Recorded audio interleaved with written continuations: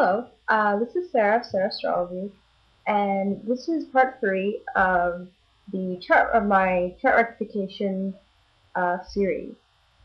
So for this video, I'm going to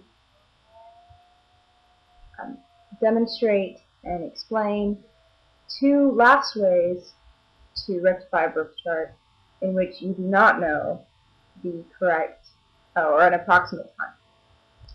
So the first way is going to be using transits, and this one you could even do technically the day that you make your chart, depending on how far in you want to get with the transits and how they do. I'm going to show you first how to do it with this transits. On my screen, I have, this is example B, and this is a female native. Today was December 31st, 1959 at 12 p.m.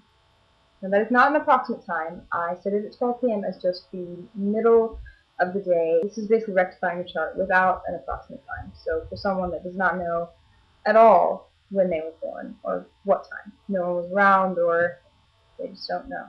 I'm going to try this with the transiting planets of the exact time that this person had the birth of their second child, when she actually delivered her second child. And that is right here on this wheel.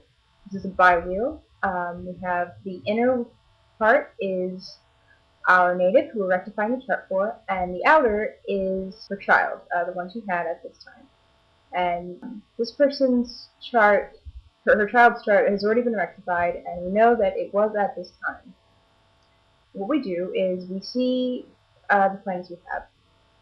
And for births, what we would like to use would be planets such as Venus or Mercury to indicate the child, and planets like, well, the mother, the moon, so planets aspecting her moon, or Saturn is a good one. As we can see, this person's Saturn is in Capricorn, and it's also conjunct their sun. Now these 2 planets are slow moving, so they are going to stay there. These are definitely there, and it doesn't really matter how much you rectify the chart, they're going to be there. So Saturn would actually be a good planet, but I'm not sure.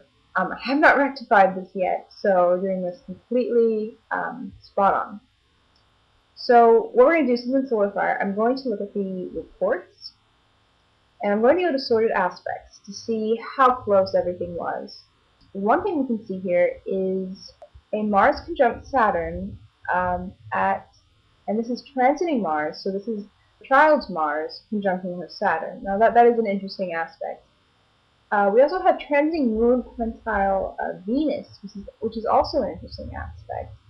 And also Mars conjunct Sun, which is what I like.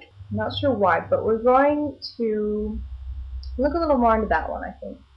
And so since it's separating, we are actually going to, how solar fire works is we are going to add time. So it's 12 p.m. and we do know that this person, example D, was born in the afternoon, so actually after 12.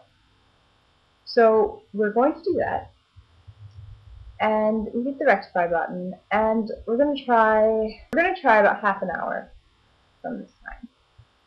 And we're going to see how that works out for the native. And that's just to get, so this is a very time-consuming and really difficult way to rectify a chart, because as we saw from the reports, the sorted aspects, there are many, and actually many close aspects to these 2 individuals. And as we can see that everything that was separating is now closer, that Mars conjunct Sun is pretty close. So we're going to continue with that a little bit more. Although this moon quintile Venus is quite significant, so we may look at that a little more even. I'm going to rectify this a little more. I'm going to say 20 minutes. So we got pretty good results with that one. Okay, so here is this individual's rectified chart. As we can see, the ascendant is at 13 Taurus, and we started out with setting the birth time at 12 p.m. because we did not know what an approximate birth time 1.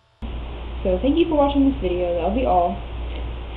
And please subscribe to this channel, and don't forget to check out my website at www.sarastrology.moonford.com.